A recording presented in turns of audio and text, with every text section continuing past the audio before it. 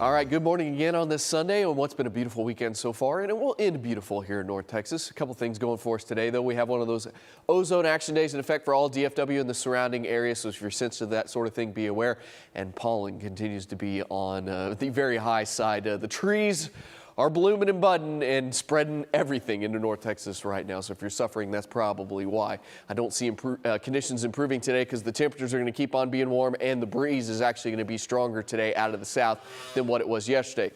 Temperatures this afternoon easily hit 80 or above for pretty much everybody, about 84, 85 from Dallas to Fort Worth, some upper 80s possible to the west of DFW. The normal high 74, so we'll be well above that this afternoon by about 10 degrees or so later on this afternoon. Because of the drought conditions, that low humidity, the warm temperatures continuing, and the gusty winds that we're going to have today, that elevated fire danger will continue across western areas. A reminder, all of these locations that are under that elevated fire danger are under burn bans right now.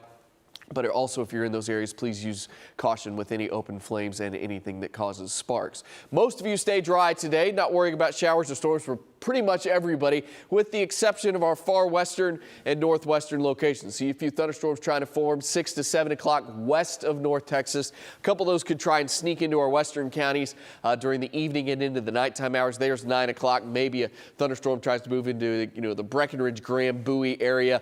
By midnight, some storms up near Wichita Falls, but those will just keep on moving up into Oklahoma. So pretty much everybody stays dry today, but I just can't rule out that a thunderstorm or two tries to make their way into, out to the west from Breckenridge to Graham to Bowie or so. And if those storms move in, they could be on the strong severe side with a wind and hail threat, but the little higher risk would be for areas kind of off to the west and northwest of North Texas, out toward Haskell, up to Wichita Falls. None of those storms make their way into DFW this evening or tonight. What does happen tonight and into tomorrow morning is moisture will be on the increase. Tomorrow morning will be one of those mornings where we start off with a good deal of cloud cover, mainly cloudy skies during the day tomorrow. It'll be muggier, it'll be breezy, it'll continue to be warm, but we will have one of those caps in place during the day tomorrow. Remember, a cap limits thunderstorm development.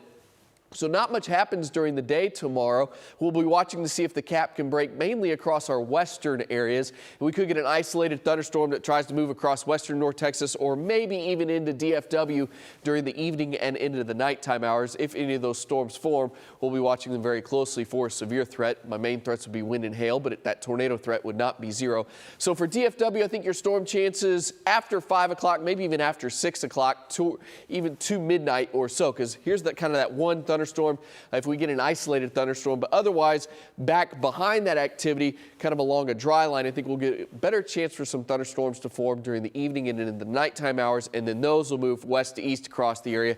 There's a round of thunderstorms in and around DFW around 9 o'clock. They'll move off to the east as we head through the late night hours, and by Tuesday morning we are for sure dry.